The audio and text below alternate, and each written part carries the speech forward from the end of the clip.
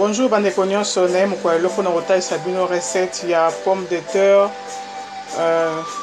tokotia na fromage na biso yango oyo pomme de terre eza au moins 1 kg ya pomme de terre.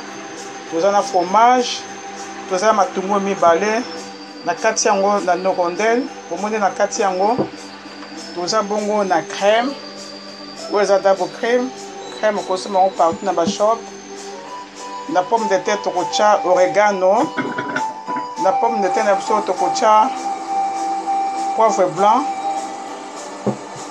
na pomme de terre na biso oyo njinja na lino na ai tokotia yango na matungulu po matungulu oyo il faut okalinga yango tokalinga yango ntango na okalinga yango na kotiaka njinja na nino oyo tokotia tangawizi na ai na biso. Mais ce qu'on a pomme de terre na biso nde tokotia oyo nini poivron blanc na oregano. Bon mpona kosala pomme de terre oyo esengaka sani oyo ya four po ekota na four. Bon toza mpe na miliki na biso, miliki yango oyo na mungwa. Ok, biloko na biso yango oyo natalisa bino pomme de terre oyo natokisaki yango wana. Yango siko na kati yango na rondelle. Na pomme de terre mo na kati au moins na 4 pièces. Au kati yango boye. Au moins na kati yango na rondelle kwa matungulu. Pomme de terre monsieur yango na eza au moins 1 kg ya pomme de terre. Après na yebisa kibino pona ai okorotia lutu moko ya poussière ou bien ai moko ya fraîche. Bon na yebisa kibino pona oregano.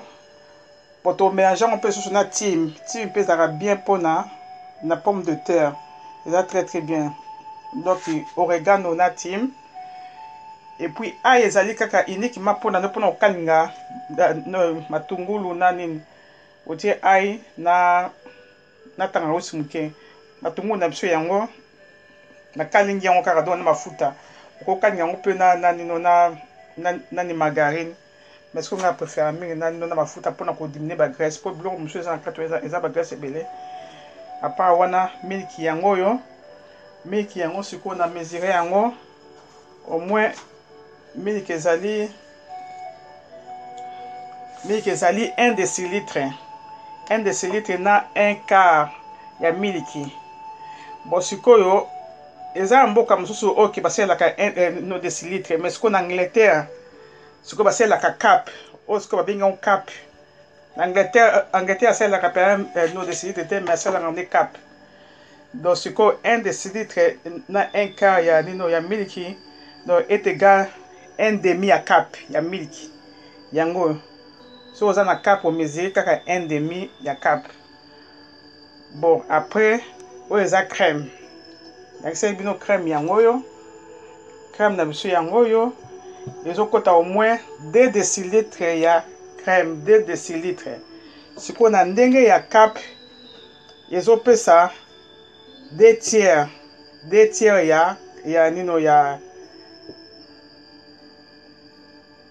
2 tiers cap.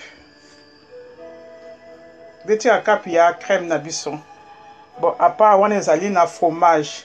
Fromage yango yo na ndenge ya décilitre. Ils ont fait ça 3 décilitres. Où ils ont décilitres, 3 décilitres. Mais si on a un cap, ils ont fait ça au moins 1 cap. Donc ils ont fait ça 1 cap. Pour cap, ils ont décilitres. Donc ils ont au moins 3 décilitres. Il y a fromage. Si il y a et puis si 1 cap. Si il y a une source qui est la quantité. Après, je sais que les mots ne peuvent pas dire que les alliés comme on a et poivre blanc. Les a plantés, les a noirs. Les a des poivres noirs. Si vous avez une recette pour la banda, il faut que nous pakola manteca na kati ya sani oyo ya four. Bomoni esina pako déjà donc manteca na kati manteca ko ozwa dans n'importe quel manteca au tir au pakoli. Soko pakoli manteca. Après, okozwa ndamu ya pomme de terre oyo na sali okozwa moitié, donc faut kabula au moins moitié. Otandi yango na sani oyo. Ozotanda yango na sani oyo ya four oyo. Tanda yango na sani ya four. So omoni donc okangi pena espace, nyonso ekangama. Tandi yango pena bien. Bon, presque moitié yango na jus. Sikoyo okozwa nini matungulu na ngai o na kalingaki yo na sopi likolo ya pomme de terre. Faut au moins lutu pona bongisa mo bien. Faut peser pendant bien na pomme de terre nyonso. Na sopi matungulu likolo na ngwana. Na sopi matungulu yango bozomona nazo ponda matungulu et pendant très bien na kati ya sani na ngai ya pomme de terre. Après matungulu na ozwa o ezali épice na sangisi ya thym, oregano na mungwa. Mungwa ezali so olia apela mungwa mingi te, donc otia demi cuillère ya café ya nino ya pola mungwa. Siko na 5 minutes jusqu'à moko. Ta on atie matungulu na ngai o ezali thym, ezali oregano na tia na kati. Allez, na poivre poivre est-ce qu'on a otchande après. Na sopi on ka likolo ya ni na ngai ya biloko. Na sopi on likolo. Donc on sopa wa oregano. Siko ko sopa pe ndambo ko tia na ndambo bomi pona likolo. Siko tamo na tie bongo. Bozo mona na tie matungulu na ngai. Siko faut ça que matungulu penza et fanda bien. Et fanda bien partout, matungulu yango ne sa efandi. Siko tamo na tie bongo.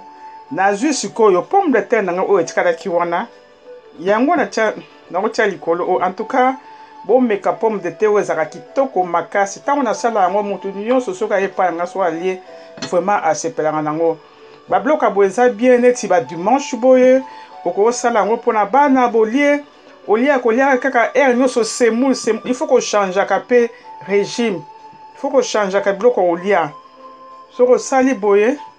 En tout cas bon ça va bien, donc au sali bona salade na yo en tout cas bon lia bien na tandi o etikala ki ya mwana do momoni.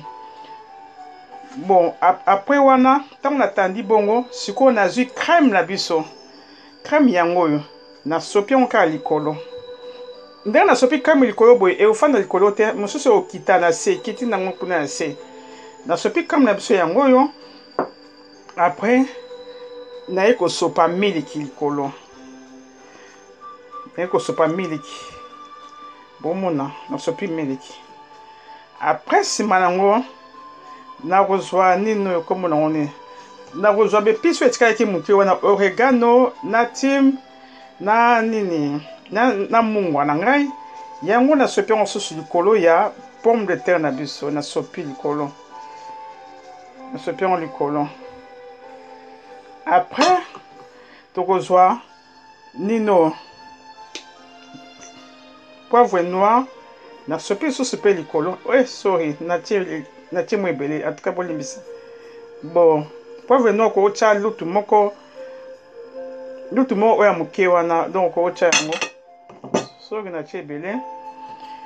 Après sima nango toya kozwa fromage na biso. Bon, des fois, le fromage, au ça, so lingi pe fromage bela makasi te, ko tia na boyka na four, na four.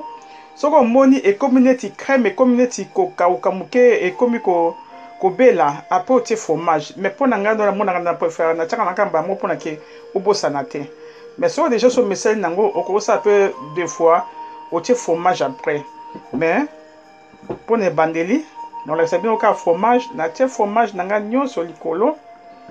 Nathalie fromage nanga likolo.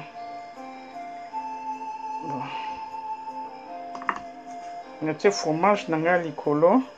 Yango natie fromage. Bon. Ndenge natie fromage boye, siko ekomi ke ekota na four. To fungola four na biso na 180. Ekoyi kosala taba à peu près 20 minutes. À 25 minutes, mais même ça bien toujours il faut ka kotalaka kolinga te ke crème e kauka pe mingi e kauka makasi te faut talaka ka soki omoni penza ke donc et ça au moins 20 minutes tala so moni crème etikali mwa muke ou quoi moi sauce mwa muke wana siko ebeli et puis fromage peut senti échanger couleur wana obimisi yango naye kotalisa bino recette na biso ndenge suki bota pomme de terre na biso yango wana ndenge sali donc kitoko tolia yango leo na salade bomoi salade na biso na kati salade na kati concombre na kati tomate na tie maïs na tie vegetable na tie nini comme on dit carotte yango pona kolia nango na nini pomme de terre na biso tolia yango na côte de porc yango na kalingi na tie mwa matungulu na tie épices na kalingi yango en tout cas botala kaka bino moko ndenge eza kitoko makasi soki bosali yango en tout cas bokosepela mingi vraiment soki bosepeli na video oyo bolike yango et puis bopartage yango vraiment nakosepela mingi na nsima ya video oyo nakopesa bino badetail ya baépice oyo natie na kati wana babienfait ya baépice nyonso ezalaki na kati wana neti ya poivre noir nini nakopesa détail nango après vraiment na souhaité bino ba bon appétit God apambola bino bozala bien na kombo na Yesu. Thank you.